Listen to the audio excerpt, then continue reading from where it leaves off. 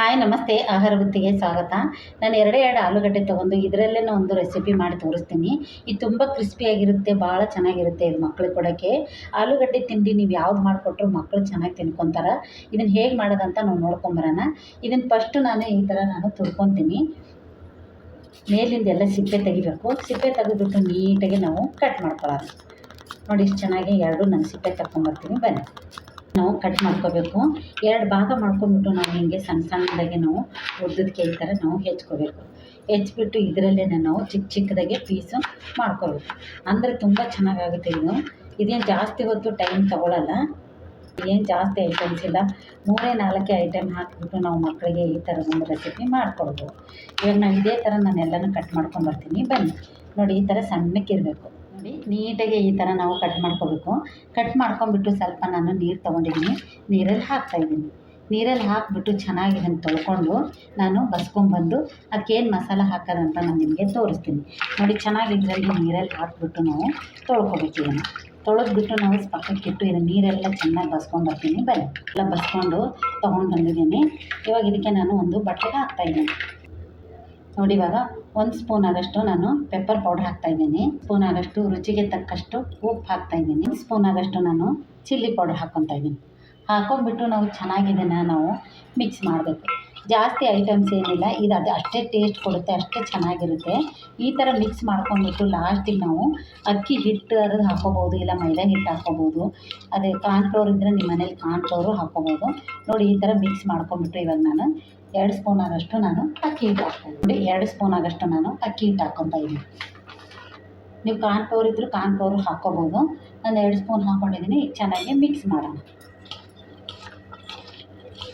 ಒಂದು 2 ನಿಮಿಷ ಮಿಕ್ಸ್ ಮಾಡಿಟ್ರೆ ಇದೇ ಚೆನ್ನಾಗಿ ಗಟ್ಟಿ ಆಗುತ್ತೆ.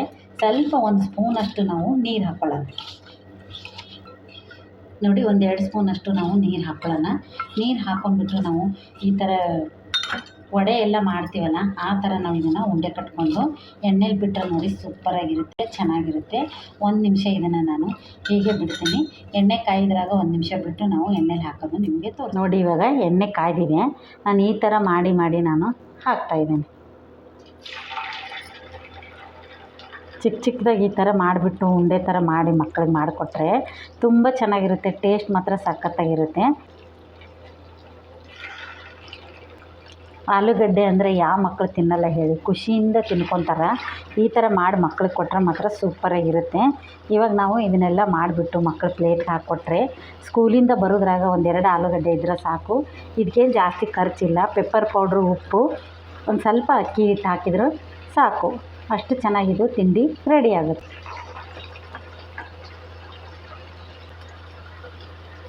ಎಲ್ಲನೂ ಇದೇ ಥರ ನಾನು ಹಾಕ್ಬಿಡ್ತೀನಿ. 2 ಆಲೂಗಡ್ಡೆಯಿಂದ ನಾನು ಫುಲ್ ಒಂದು ಸೆಟ್ ಆಗಿದೆ ಇದು. ನೋಡಿ, ಇವಾಗ 1 ನಿಮಿಷ ಬಿಡೋಣ. ನೋಡಿ, 1-2 ನಿಮಿಷ ಬಿಟ್ಟ ನಂತರ ನಾವು ಒಂದೊಂದಾಗೆ ಈ ಥರ ನಾವು ತಿರುಗಾಕೋಣ. ಎಷ್ಟು ಚೆನ್ನಾಗಿ ಕ್ರಿಸ್ಪಿಯಾಗಿ ಬರುತ್ತೆ ಅಂದರೆ ಸೂಪರಾಗಿರುತ್ತೆ. ಇದು ಆಲೂಗಡ್ಡೆದು ಮಾಡಿದ್ದೆ ಅನಿಸಲ್ಲ, ಮಕ್ಕಳು ಅಷ್ಟು ಖುಷಿಯಾಗಿ ತಿನ್ಕೊತಾರೆ, ಅಷ್ಟು ಚೆನ್ನಾಗಿರುತ್ತೆ ಇದು. ನೀವು ಜಾಸ್ತಿ ಜನ ಇದ್ದರೆ 4-5 ಆಲೂಗಡ್ಡೆ ತೊಗೊಂಡು ಕಾರ್ನ್ಫ್ಲೋರ್ ಇದ್ದರೆ ಕಾರ್ನ್ಫ್ಲೋರ್ ಹಾಕಿ, ಇಲ್ಲ ಕಾರ್ನ್ಫ್ಲೋರ್ ಇಲ್ಲ ಅಂದರೆ ನೀವು ಅಕ್ಕಿ ಹಿಟ್ಟು ಹಾಕ್ಕೋಬೋದು. ಅಕ್ಕಿ ಹಿಟ್ಟು ಇಲ್ಲ ಅಂದರೆ ನೀವು ಮೈದಾ ಹಿಟ್ಟು ಹಾಕ್ಕೋಬೋದು. ಹಾಕೊಂಡ್ಬಿಟ್ಟು ಈ ಥರ ಮಕ್ಕಳಿಗೆ ಮಾಡಿಕೊಡೋದ್ರಿಂದ ಸೂಪರಾಗಿರುತ್ತೆ. ನೋಡಿ, ರೆಡಿಯಾಗಿದೆ. ಇವಾಗ ನಾನು ಪ್ಲೇಟ್ಗೆ ತೆಗಿತಾಯಿದ್ದೀನಿ.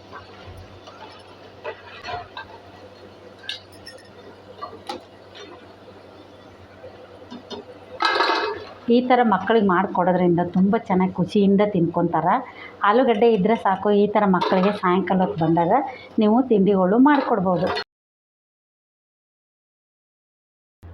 ನೋಡಿ, 2 ಆಲೂಗಡ್ಡೆಯಿಂದ ಎಷ್ಟು ಚೆನ್ನಾಗಿ ನಾನು ಇನ್ನೊಂದು ಆಲೂಗಡ್ಡೆದು ನನ್ನ ವಡೆ ಆ ಥರ ನಾವು ಹಿಂಗೆ ಮುಷ್ಟಿ ಮಾಡಿ ಹಾಕಿದರೆ ಸೂಪರಾಗಿರುತ್ತೆ. ಇದು ತುಂಬ ಚೆನ್ನಾಗಿರುತ್ತೆ. ಮಕ್ಕಳಿಗೆ ಈ ಥರ ಸಾಸ್ ಆಗಿರಬೇಕು, ಮಯೋನೈಸ್ ಆಗಿರಬೇಕು, ಈ ಥರ ಹಚ್ಕೊಟ್ರೆ ಮಾತ್ರ ಸೂಪರಾಗಿ ತಿನ್ಕೊತಾರೆ. ನೋಡಿ, ಹೀಗೆಲ್ಲ ಹಚ್ಕೊಂಡ್ಬಿಟ್ಟು ತಿಂದರೆ ಮಸ್ತಾಗಿರುತ್ತೆ. ನೋಡಿ, ಎಷ್ಟು ಚೆನ್ನಾಗಿ ಸೌಂಡ್ ಬರುತ್ತಂತೆ, ಸೂಪರಾಗಿರುತ್ತೆ ಇದು. ಈ ಥರದ್ದೊಂದು ಮಕ್ಕಳಿಗೆ ಮಾಡಿಕೊಟ್ರೆ ಮಾತ್ರ ಮಸ್ತ್ ಇರುತ್ತೆ. ಆಲೂಗಡ್ಡೆಯಿಂದ ಮಾಡಿರೋದೊಂದು ರೆಸಿಪಿ ನಿಮ್ಗೆ ಇಷ್ಟ ಆದಲ್ಲಿ ಲೈಕ್ ಮಾಡಿ, ಶೇರ್ ಮಾಡಿ, ಸಬ್ಸ್ಕ್ರೈಬ್ ಮಾಡಿ. ನಮಸ್ತೆ.